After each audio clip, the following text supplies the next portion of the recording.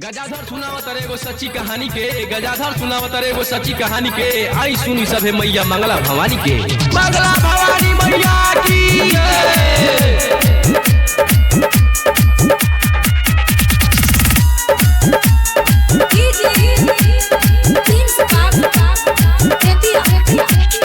सबके हु पूजेला सबरे भवानी हमरा तो दिल में बसल के जानी बानी। सबके हु पूजेला सबरे भवानी हमरा तो दिल में बसल के जानी बानी। हम तो पूजम सखी मंगला भवानी हम तो पूजब सखी मंगला भवानी। हमरा तो दिल में बसलू है के बानी। सबके हु पूजेला सबरे भवानी हमरा तो दिल में बसल के जानी बानी। सब भक्तन के खातिर शान है माई सब भक्तन के खातिर शान है माई जे भक्ति में डूब जाला ओकर जान है माई जान है माई।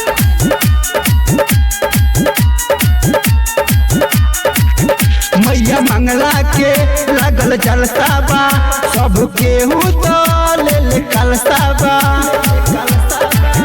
मैया मंगला के लगल जलसा बा सबके हु तो ले कलसा बा। हाय सुकुवार मैया फुलवा के रानी हमरा तो दिल में बसली है के बानी। सबके हु पूजेला सबरे भवानी हमरा तो दिल में बसली है के बानी। हम तो पूजब सखी मंगला भवानी हमरा तो दिल में बसऊ है के बानी। नदिये के तीर पर स्थान बा माई के नदिये के तीर पर स्थान बा माई के मुबारकपुर चैनपुर में अलगे पहचान बा माई के पहचान बा माई के।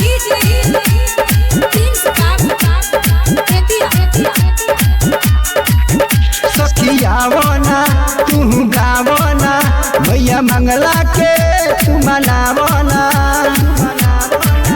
सखियावना तू गावना मैया मंगला के तू मनावना। गाई गजाधर देवती हले सुनाई मंगला भवानी के पूरा कहानी। सबके हु पूजेला सबरे भवानी हमरा तो दिल में बसल के जानी बानी। हम तो पूजब सखी मंगला भवानी हमरा तो दिल में बसलू है के बानी। बोलिए बोलिए मंगला भवानी मैया की जय।